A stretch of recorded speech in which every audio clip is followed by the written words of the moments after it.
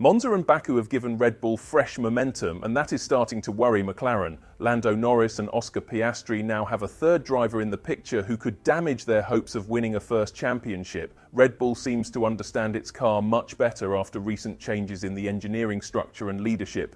Because of that, the pressure inside McLaren is going up, and we might see important reactions from them as soon as Singapore.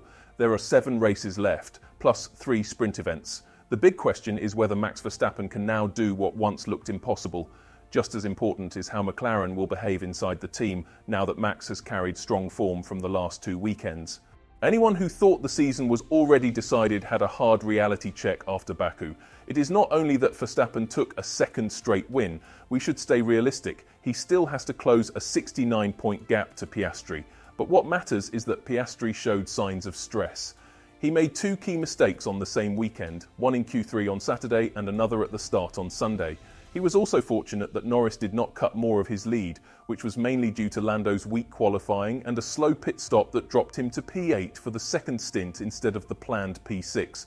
For a while, many thought Verstappen was out of the fight after tough weekends at Silverstone and Hungary, plus an unlucky crash in Austria. That run gave the impression that Max had turned his eyes to 2026.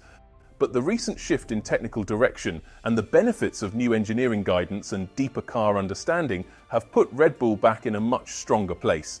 That is why McLaren now sees Max as a very real threat.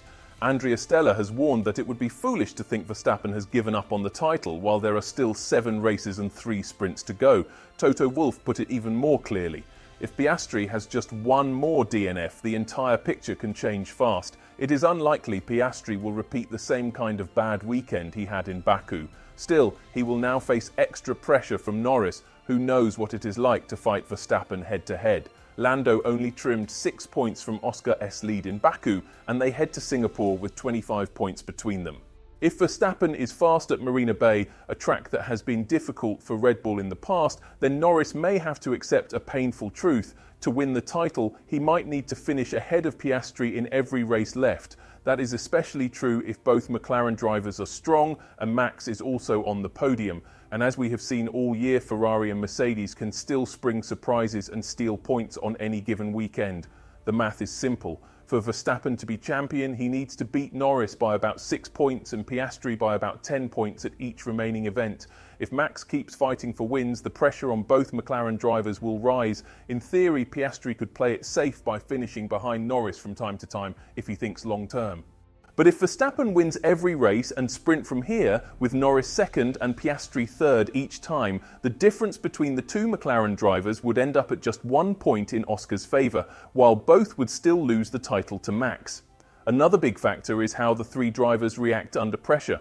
Verstappen is famous for delivering when the heat is on. We saw that in 2021 and again in 2024.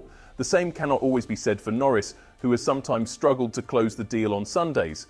As for Piastri, most people expect him to bounce back quickly, but Baku showed that even he can make errors when the stakes are high.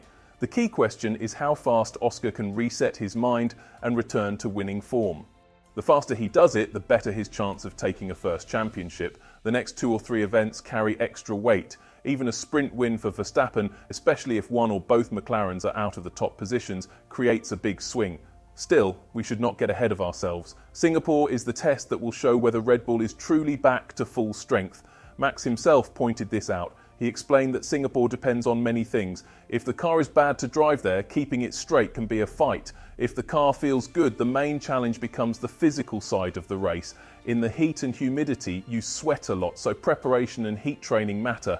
If everything is working, you can relax a little in the cockpit and it feels less brutal.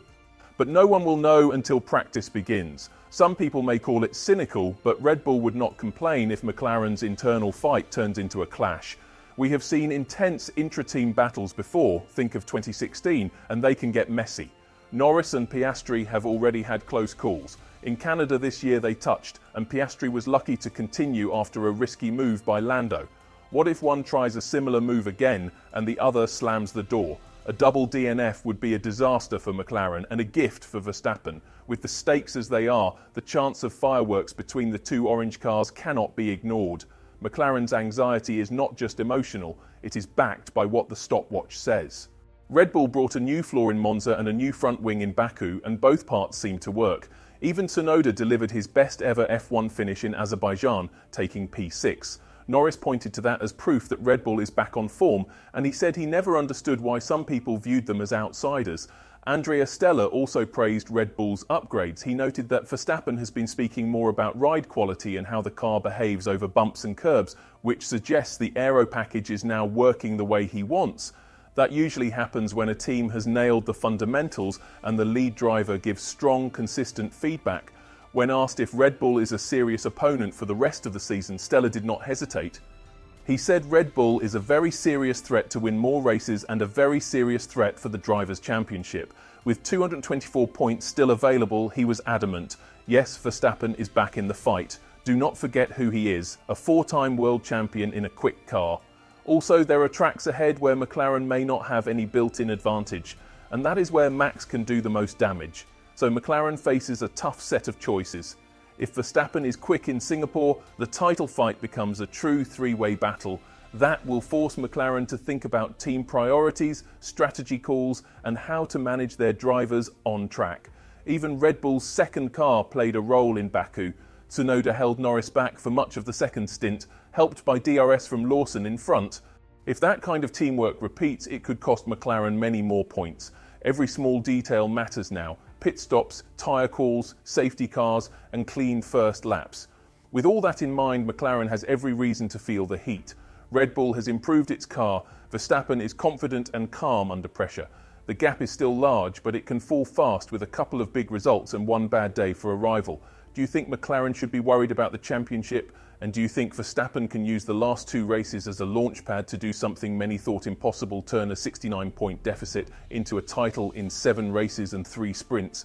We are about to find out, starting under the lights in Singapore.